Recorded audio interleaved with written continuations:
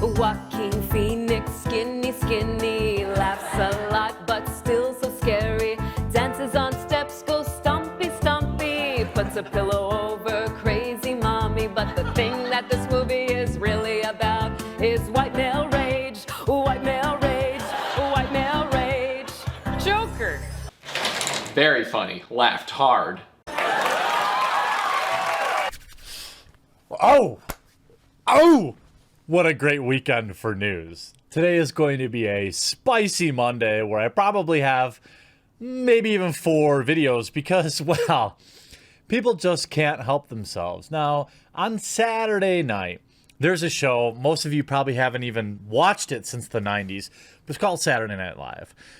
It is a shell of its former self, as the internet is just offering a much bigger audience for aspiring comedians, and the show itself is more obsessed with its raging TDS than being funny. Now, I'll admit, there are still funny sketches on the show itself, but the fact that YouTube wants to be TV and just crams their clips endlessly down my throat even though I don't want them makes it easy to catch the good sketches. Like Adam Driver as undercover boss, Kylo Ren, that's funny. Most of the other stuff, unfunny, low effort, on the nose, aimed at people who need everything explained to them, don't understand nuance. That's really my problem with a lot of their comedy. It's just so low effort. And the show has been floundering in its ratings as the country itself has just gotten sick of the endless TDS. But last night, they made headlines for the first time in, well, a long time, I suppose, except for Eddie Murphy returning to the show after like 30 years, which was a big deal. In fact, it was a super highly rated episode. But for the most part, the show sucks. I was watching today. There's some trends on Twitter going. It was hashtag white male rage, which is full of anti-white and anti-male sentiment. And then also hashtag men are responsible for. Also full, both trending, of anti-male sentiment. It's interesting to me that so many people will say, on Twitter, because you know how they love their virtue, racism bad, sexism bad, except for about white males. This is the generally accepted modicum of internet weirdos who, for some reason, are completely immune to understanding their own part in perpetuating unending toxicity online. To me, it's so weird that you're totally fine. Here's a perfect example. I even tweeted this out. Twitter weirdos, racism, sexism is bad. Please like and retweet. They always have some hot take like that, But also they're fine to paint an entire race, in this case white, or an entire sex, which is male, by the actions of their absolute worst. This is absolute. Make no mistake about it, okay? I have to reduce it to the ridiculous because people that write this stuff and believe this stuff are dumb. It is literally no different than calling every Arab, you know what, right? Because a few vans of peace happened, then I'm supposed to just say, well, oh, you're brown? Oh, do you know that bearded guy who did the bad thing? Or to paint all blacks by the actions of, let's say, what happens in downtown Chicago. It's no different. None. There's absolutely no difference. And they'll try to bore you to death with unproven, ridiculous explanations like, but they don't have any institutional power. Doesn't matter. You're painting an entire race of people by the actions of the worst of them. And that is not okay. Everywhere else, except on Twitter, apparently, and in dying Hollywood media. And I gotta say this too, of one of the most common clapbacks about people pointing this out is like, why are you mad, bro? Are you mad, bro? Yeah, I'm mad. Racism is bad, no matter who or what group of people it's directed to. This is one of the dumbest gaslighting attempts of woke Twitter that I just see over and over again. It's pathetic. Yeah, you said something that is racist, and I called it such. the same I would if you were to say that about any other group of people. The idea that you mad bro is some sort of exception, like, oh, you're just proving my point, you're just proving my point. Yeah, I don't like people like that in general, no matter what race they're talking about, period. So don't let people gaslight you when you're calling them out. Because no matter what color it is or what gender it is, it's wrong. And if you look, Saturday Night Live isn't exactly killing it with ratings. This has been a problem all the way going back 2017, 2018. You can see Vanity Fair saying SNL struggles to find its identity in the era of Trump fatigue. Back in 2015, former Saturday Night Live head writer for Weekend Update and co-host Tina Fey was asked to weigh in on the news of nominee who was leading in the polls. It's great for comedy, she said, perhaps thinking fondly of the 2008 election, which her biting Sarah Palin impression boosted SNL's ratings, but to the highest he had been since Will Ferrell took on George W. Bush, but also possibly helped derail Palin's bid to put Obama and Joe Biden in office. And put.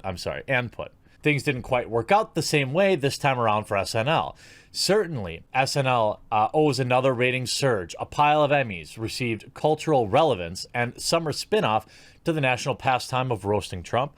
But over a year into the administration, it seems that the fatigue has truly settled in, and SNL is searching for a confident way forward without the lure of its most reliable punching bag.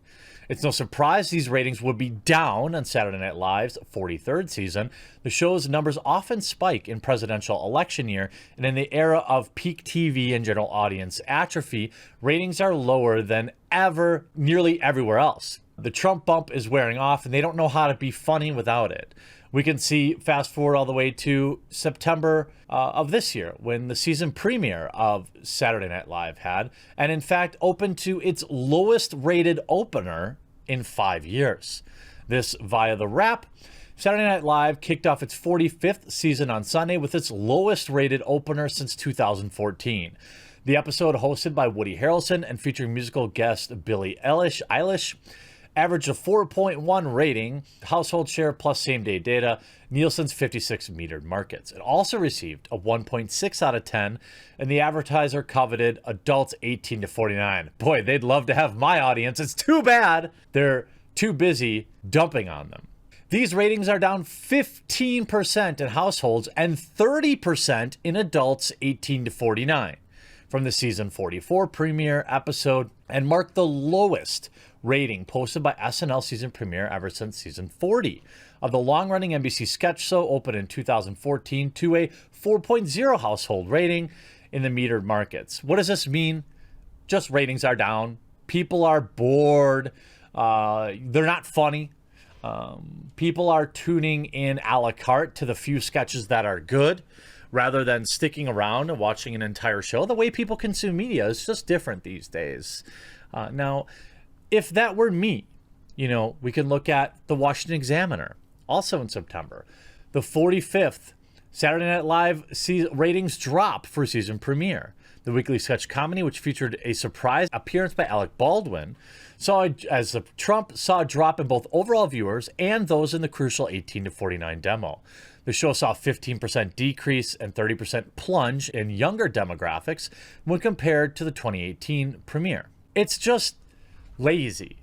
It's unfunny. And then this weekend, what can only be described as a ratings desperation grab, they had Weekend Update with Melissa Villaseñor talking about Oscar snubs. Now, they're a little bit behind, but, the way their scheduling is, it probably makes sense. And, of course, they had a problem with Joker. Hot take, because essentially what led to this Weekend Update and cringeworthy White Men Rage song is that they were butthurt that the director of Little Women didn't win an Oscar. By the way, the sixth or seventh rendition of Little Women, apparently, if you're a woman and you direct a movie, you should get an award.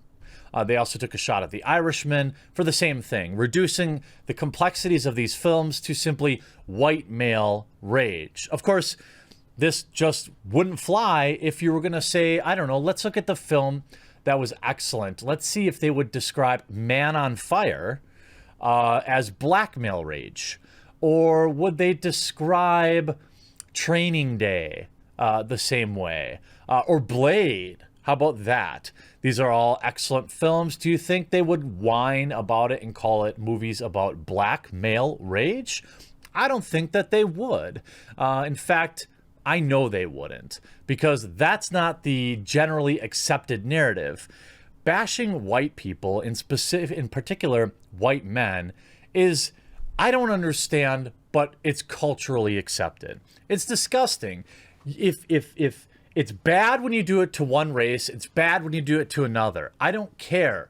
Like, full stop. What these people are doing is, of course, racist. They think it's okay because of whatever convoluted reasons they have, because their opinions are supported on places like Twitter, where I'm assuming is the only place these people talk to anyone in real life anymore.